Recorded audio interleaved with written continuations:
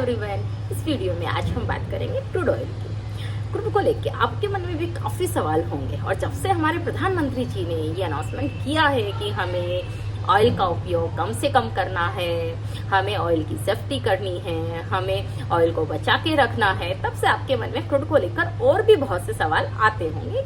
ये सडनली हो क्या रहा है, प्रधानमंत्री जी को ऐसा अनाउंसमेंट क्यों करना पड़ा, क्रूड में हमें केयरफुल क्यों रहना है। देखिए, क्रूड को डिटेल में समझने से पहले आप ये एक बात जान लीजिए कि जैसे स्टॉक मार्केट होता है वैसे ही एक कमोडिटी मार्केट भी होता है। स्टॉक मार्केट में स्टॉक ट्रेड करते हैं, वैसे ही कमोडिटी मार्केट में कमोडिटी ट्रेड करती हैं। गोल्ड, सिल्वर, क्रूड, ये सब कमोडिटी मार्केट में ट्रेड किए जाते हैं। कमोडिटी मार्केट की कमोडिटी की जो प्राइस होती है मेनली डिमांड और सप्लाई पे डिपेंड करती है। उसके अलावा आजकल कमोडिटी मार्केट में स्टॉक मार्केट की तरह ट्रेडिंग भी होने लगी है, तो काफी हद तक टेक्निकल्स भी वहां पर मैटर करते हैं। क्रूड की ये जो अप डाउन है ना केवल डिमांड सप्लाई की वजह से, बल्कि टेक्निकल फैक्टर भी यहाँ पर वेट करते हैं। उनकी वजह से भी इनकी प्राइस में काफी फ्लक्चुएशन एंड स्पेकुलेशन होते हैं।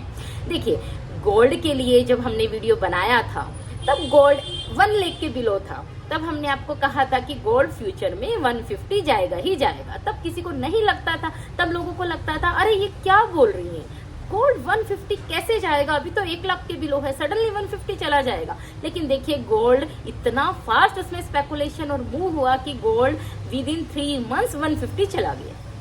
ये सब क्यों हुआ, उसके सारे रीजन भी हमने उस वीडियो में डिस्कस किए थे। आपको वीडियो देखिएगा, आपको समझ में आएगा कि कमोडिटी मार्केट में कमोडिटी कैसे ट्रेड करती है। वैसे ही अभी क्रूड में जैसे ही ईरान और यूएस का वॉर हुआ वैसे ही क्रूड की प्राइस इंक्रीज होने लगी। इसके पीछे के कारण क्या थे, चलिए हम उन कारणों को जानते हैं। देखिए, इंटरनेशनली क्रूड की जो सप्लाई होती है खाड़ी देशों से होती है, और खाड़ी देशों से जो क्रूड सप्लाई होती है वो होर्मुज के रास्ते से होती है। वो होर्मुज का रास्ता ईरान के कंट्रोल में है। जैसे युद्ध हुआ, ईरान ने वो रास्ता ब्लॉक कर दिया, तो सारे तेल की सप्लाई इंटरनेशनली रुक गई, ब्लॉक हो गई। उसी वजह से उसकी डिमांड ज्यादा हो गई, सप्लाई कम हुई, तो उसकी प्राइस इंक्रीज हो गई। अब चूंकि वो कमोडिटी मार्केट की एक कमोडिटी है, तो डिमांड सप्लाई के फैक्टर की वजह से उसकी प्राइस इंक्रीज होने लगी। दूसरा, वहां पर अब स्पेकुलेटर्स, ट्रेडर्स हैं, तो जैसे ही टेक्निकल्स लेवल उन्होंने ब्रेक किए, जैसे ही डिमांड बहुत ज्यादा हो गई, लगा कि फ्यूचर में वॉर और ज्यादा हो सकता है, तो उसकी प्राइस इंक्रीज पर इंक्रीज होती गई और स्पेकुलेशन में वो 120 तक चली गई। जब भी वॉर होता है, आप लास्ट हिस्ट्री में देखेंगे, वो टाइम तक जब भी वॉर होता है क्रूड के 150 तक जाने की पॉसिबिलिटी हो जाती है। लास्ट 2008 में क्रूड 150 था, तो अभी भी लोगों को लगता था कि क्रूड वही 150 चला जाएगा। लेकिन टाइम रहते वैसे सेफ्टी मेजर किए गए। हमारे प्रधानमंत्री जी ने ईरान से ऐसा डिप्लोमेसी एग्रीमेंट किया कि हमें क्रूड की सप्लाई होती रही, उसकी सप्लाई पर कोई मेजर इफेक्ट नहीं हुआ, इसलिए क्रूड अभी अंडर कंट्रोल हो गया। क्रूड जो है अभी कुछ दिन तक 80 से लेके 120 की रेंज में ही रहने वाला है, जब तक कि युद्ध यदि ज्यादा एक्सटेंड नहीं होता है। हालांकि जो स्पेकुलेटर्स हैं मार्केट में, वो अभी भी उन्होंने मार्केट में 150-200 के टारगेट क्रूड के सेट कर रखे हैं। लेकिन आप बिलीव मानिए, वो टारगेट उनके पूरे होने वाले नहीं है। सोने चांदी में तो उन्होंने स्पेकुलेशन कर लिया था, बिकॉज उस टाइम पर वो नई नई कमोडिटी थी, नया नया स्पेकुलेशन था, लोगों की समझ में नहीं आता था। लेकिन अब स्पेकुलेशन उतना ईजी नहीं है। अब क्रूड ऐसे बिल्कुल रैंडमली रन नहीं कर सकता। हमारे प्रधानमंत्री जी ने भी उन्हीं सब विजन को ध्यान में रखते हुए, फ्यूचर में सप्लाई प्रॉब्लम ना हो जाए, हमारे कमोडिटी मार्केट में फिर से प्रॉब्लम ना हो जाए, उन्हीं सबको देखते हुए ही क्रूड का कम उपयोग करने पर जोर दिया। साथ ही उन्होंने सोने और चांदी पर भी वही सब देखते हुए हमें कंट्रोल करने की सलाह दी, उसको ज्यादा यूज नहीं करने की सलाह दी, ताकि डिमांड और सप्लाई का फैक्टर डिसबैलेंस ना हो। और जो ये रेयर कमोडिटी है, जो न केवल एक कमोडिटी मार्केट की कमोडिटी ही नहीं है, बल्कि एक नॉर्मल जो ज्वेलर्स है उसका बिजनेस का साधन है। स्पेकुलेशन प्राइस से नहीं होता है, वैल्यू से नहीं होता है, वो रैंडमली होता जाता है। जैसे कि चांदी में हुआ था, चांदी जो 430 गई थी, चांदी की वो प्राइस नहीं थी, वहां पर यदि आप लेते तो आपको प्रॉब्लम ही होनी थी। हमने इसलिए ग्रुप में अपडेट भी किया था, एक्सेप्ट 430 था तब आपको कहा था कि आप चांदी को बेच दीजिए, फरवरी में चांदी बिलो जाएगी, हो सकता है वो 2 लाख तक आ जाए। देखिए चांदी वैसा ही हुआ। यहाँ आप देखेंगे आपको वो मिल जाएगा। जब हमने ये ग्रुप पे सलाह दी थी, हमारा एक sweet stock and market trend Telegram पर ग्रुप है, जहां पर हम लोगों को एडवाइस करते हैं कमोडिटी और स्टॉक मार्केट की एज पर रिक्वायरमेंट जैसे भी जरूरत होती है। कोई भी कमोडिटी मार्केट की कमोडिटी होती है, डिमांड सप्लाई के फैक्टर पे काम करती है। जब गोल्ड के लिए हमने बताया था, जब वो 1 लाख के भी बिलो था कि वो 150 जा सकता है फ्यूचर में, तब किसी को लगता नहीं था कि वैसा होगा, लेकिन गोल्ड ने 150 को टच किया। हालांकि गोल्ड ने वो काफी जल्दी टच कर लिया। उतना हमें भी नहीं लगता था कि गोल्ड 3 महीने में 3 मंथ्स में ही 150 चला जाएगा। ये श्योर था कि गोल्ड 150 जाएगा, लेकिन 3 मंथ्स में चला जाएगा ये तो हमने भी नहीं सोचा था कि इतना ज्यादा स्पेकुलेशन होगा। स्पेकुलेशन वहां विजिबल था, लेकिन इतना ज्यादा स्पेकुलेशन है वो किसी ने नहीं सोचा था। तो यही होता है, जब स्पेकुलेशन होता है, जब ट्रेडर मार्केट में एक्टिव हो जाते हैं तो वो वैल्यू को नहीं देखते हैं, वो सिर्फ प्राइस को देखते हैं और उसको रन किए जाते हैं। इसीलिए चांदी में आपने कभी जिंदगी में भी 1 लाख का 1 डे में मूव नहीं देखा होगा, लेकिन अभी हुआ। वही एक इंडिकेशन होता है कि ये फेयर वैल्यू नहीं है, यहाँ पर स्पेकुलेशन होता है। आपको सावधान रहना है, आपको कोई भी इन्वेस्ट नहीं करना है किसी भी वैल्यू पर। फिर चाहे कोई कहे चांदी 7 लाख चली जाएगी, चांदी 10 लाख चली जाएगी, टाइम के साथ वैल्यू के साथ जाती है, वो डिफरेंट चीज है। जैसे सोने के लिए हमने बताया था कि सोना एक हमेशा बढ़ती हुई वेव में रहेगा, बिकॉज इसके डिमांड सप्लाई का फैक्टर है। इसकी डिमांड हमेशा ज्यादा रहेगी, सप्लाई इसकी लिमिटेड है। माइन से मिलता है, माइन से जितना मिलेगा हमारे पास उतना रहेगा।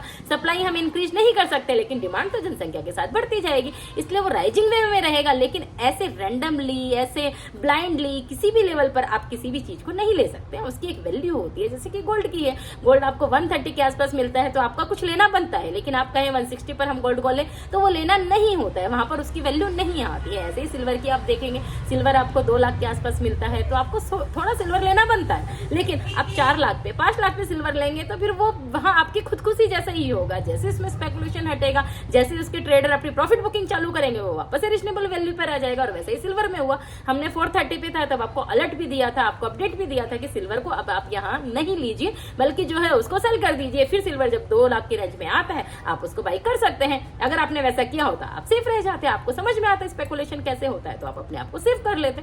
तो ये सब चीजें जो होती है, ऐसे स्टॉक मार्केट में भी होता है। स्टॉक मार्केट में जब स्टॉक रैंडमली रन करे जाते हैं, लोगों के माइंड में कोरोना के बाद से जो वन साइड रैली हुई स्टॉक मार्केट की, उसके बाद से सबको लगता है स्टॉक मार्केट बहुत ईजी है, स्टॉक मार्केट में कहीं पैसा लगाओ आपको रिटर्न मिल जाएगा, स्टॉक मार्केट तो एक मनी ट्री है, स्टॉक मार्केट तो एक बैंक रॉबरी है, जाओ और लगा लो। आप जरा सोचिए तो सही, अर्निंग इतना इजी होता तो हर कोई कर लेता। टाइम के साथ जब एक सिचुएशन होती है, मार्केट खुद आपको रिटर्न देता है, लेकिन उसका मतलब ये नहीं होता है कि आप वहां पर रैंडमली ब्लाइंडली बस ऐसे सोचो कि स्टॉक मार्केट से ही सब हो जाएगा। इसलिए मैं लोगों को सलाह भी देती हूँ कि स्टॉक मार्केट में ट्रेडिंग ज्यादा मत करिएगा। स्टॉक मार्केट को कभी भी अपनी आजीवन का साधन मत बनाइएगा। आप स्टॉक मार्केट को एक साइड अर्निंग के रूप में देख सकते हैं, उसको रीजनेबल के लिए आप सोच सकते हैं। लेकिन आप सोचे मेरा मनी अर्निंग सब मैं ट्रेडिंग से कर लूंगा, तो वैसा नॉर्मल सिचुएशन में पॉसिबल नहीं है। आप अगर डिसिप्लिन रखते हो, आपने हाई प्रैक्टिस करी है, यदि अपनी प्रैक्टिस पर, अपनी कैपेसिटी में, डिसिप्लिन पे करते हो, तो आप स्टॉक मार्केट कर सकते हो। लेकिन आप ऐसे ही, आज उसने बोला कि ये मेरे को लगता है यहाँ तक जाएगा, यहाँ तक होगा, ये होगा, ये स्टॉक जाने वाला है, ये स्टॉक अप होने वाला है, ऐसे स्टॉक मार्केट नहीं चलता है। स्टॉक मार्केट कोई लक नहीं होता है, कोई रैंडम नहीं होता है। स्टॉक मार्केट भी प्रॉपर प्लानिंग से चलता है। स्टॉक मार्केट के ड्राइवर्स उस स्टॉक मार्केट को रन करते हैं। अगर आप उन ड्राइवर के माइंडसेट को जानते हो तो आप स्टॉक मार्केट से काफी हद तक सेफ हो सकते हो।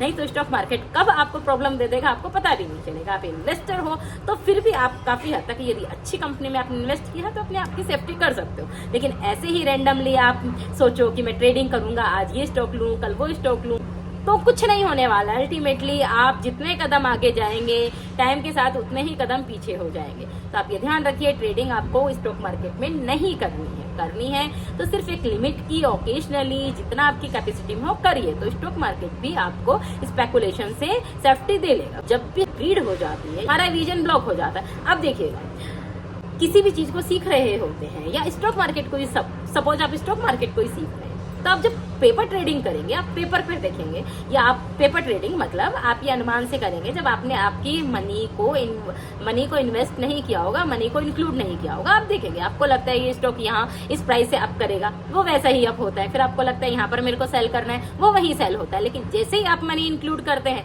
जैसे ही आप रियल ट्रेड लेते हैं, आपका वो रिवर्स होता है ना। ऐसा क्यों होता है? देखिए, जैसे ही हम किसी भी चीज़ पर इंक्लूड होते हैं, हमारे इमोशंस, हमारे डिसिप्लिन सब चेंज हो जाते हैं। तो आप जब कैपेसिटी में रहोगे, आपके लिए सब चीज़ें काम करेंगी, आपका विजन सही रहेगा। जैसे आप पेपर ट्रेडिंग करते हो, आपको डर नहीं लगता है, बिकॉज आपको सारी डायरेक्शन दिखाई दे रही होती है। लेकिन जैसे ही आप उसमें रियल ट्रेड में आ जाते हो, आपको सिर्फ वो डायरेक्शन दिखाई देती है जहां आपका ट्रेड होता है, दूसरी डायरेक्शन आपके लिए ब्लॉक हो जाती है। आपको पता भी होता है तो भी आपका माइंड उस चीज़ को एक्सेप्ट नहीं करता, आपका दिल उसको एक्सेप्ट नहीं करता है। इसीलिए अल्टीमेटली आप वहाँ पैनिक में होते हो या आप रिवेंज कर लेते हो, तो आपको वहाँ लॉस होने के चांसेस हो जाते हैं। इसीलिए ट्रेडिंग में इतनी इजीली नहीं मिलता। आपके पास, आपने यदि ट्रेडिंग में ट्रेड से ज़्यादा आपको अपने डिसिप्लिन, अपने रिस्क कैपेसिटी, आपको अपने डिसिप्लिन, रिस्क एपेटाइट और कैपेसिटी की ज़्यादा प्रैक्टिस करनी होती है। वो आपके प्रैक्टिस में है, वो आपके कंट्रोल में है, आपका माइंड आपके कंट्रोल में है, तो आप ट्रेड करेंगे तो फिर आपको कोई प्रॉब्लम नहीं होगी। उसी तरीके से देश के सारे मार्केट, फिर चाहे वो स्टॉक मार्केट हो, कमोडिटी मार्केट हो, आपका क्रिप्टो हो, फॉरेन मार्केट हो, कोरिया मार्केट हो, रुपए हो, डॉलर हो, सब चीज़ के मूव ह्यूमन साइकोलॉजी पे चलते हैं, ट्रेडिंग पे चलते हैं। हर जगह आजकल ट्रेडिंग है, उसी अकॉर्डिंग चलते रहते हैं। तो आप ये ध्यान रखिए, कोई भी चीज़ रैंडमली नहीं होती है। कोई भी चीज़ यदि प्राइस के वो हो जाती है, आपको वहाँ नहीं लेनी होती है, आपको वहाँ सावधानी रखनी होती है, सेफ्टी रखनी होती है, प्रैक्टिस करनी होती है। स्टॉक मार्केट कोई लक नहीं होता, इस बात को समझना होता है। तो फिलहाल के लिए हमें क्रूड में ये ध्यान रखना है कि क्रूड में हम ज़्यादा स्पेकुलेशन ना करें। हमारी ज़रूरत का जितना क्रूड है, एक वो एसेंशियल कमोडिटी भी है, तो उस पर हमें केयरफुल ही रहना है। यदि उसकी सप्लाई हमारे पास लिमिटेड है तो उसकी डिमांड भी हमें कम कर देनी है, तो उसकी प्राइस अपने कंट्रोल में रहेगी। वो 80 से 120 की रेंज में रहेगा। जैसे ही वॉर खत्म होगा वो बिलो भी आ जाएगा। नहीं तो स्पेकुलेटर उसको 150 भी ले जाएं, वो 150 ले जाएंगे, उनके कोई फर्क नहीं पड़ना, वो अपना प्रॉफिट कर लेंगे। लेकिन आप ये सोचिए आम जन का क्या होगा, आम जन को कितनी मुसीबत होगी। तो वहां तक जाना नहीं चाहिए। यही सारे विजन को ध्यान में रखते हुए हमारे प्रधानमंत्री जी ने इस अनाउंसमेंट को किया। साथ ही उन्होंने गोल्ड सिल्वर के लिए भी, जो उसको अभी कुछ दिनों के लिए होल्ड करने के लिए, उसकी परचेज को होल्ड करने के लिए, उसको ना खरीदने की सलाह दी। उसके पीछे भी विजन यही था कि अगर उसकी भी अननेसेसरी डिमांड ज्यादा हुई तो अभी सप्लाई का फैक्टर है, तो अननेसेसरी उसकी प्राइस ज्यादा होगी, हमारे ज्वेलर्स को परेशानी होगी, वो प्राइस रीजनेबल नहीं है, एक आमजन को परेशानी होगी। आज भी शादियों में गोल्ड एक जरूरी ऑर्नामेंट हो जाता है, उन लोगों को काफी तकलीफ होने वाली है। तो इन्हीं सबको ध्यान में रखते हुए हमें गोल्ड और सिल्वर को कुछ दिन तक उसकी डिमांड कम करनी है, जब तक कि फॉरेन मार्केट में ये स्टेबिलिटी हो जाती है। क्योंकि गोल्ड जो होता है उसके काफी कारण होते हैं, वो भी मैंने आपको बताया था कि गोल्ड के अप डाउन के काफी कारण होते हैं, गोल्ड की राइज के, उसके डाउन के। वो आप वीडियो में यहाँ पर लिंक आपको मिल जाएगा, आप वो वीडियो देखिएगा, आपको समझ में आएगा कि गोल्ड कैसे मूव करता है। तो जैसे आप उसको देखेंगे, आपको हमारे प्रधानमंत्री जी का विजन भी समझ में आ जाएगा कि उन्होंने ऐसा क्यों कहा, और आप अपने आप को सेव कर पाएंगे। तो इस तरीके से सब चीजें मार्केट में अपने प्लान से, अपने रेगुलेशन से, अपने टाइम से चलती हैं। आपको बस अपनी सावधानी रखनी होती है, टाइम के साथ स्पेकुलेशन नहीं करना होता है, लिमिट में करना होता है, तो आप अपनी सेफ्टी को सुरक्षित कर सकते हैं। Thank you.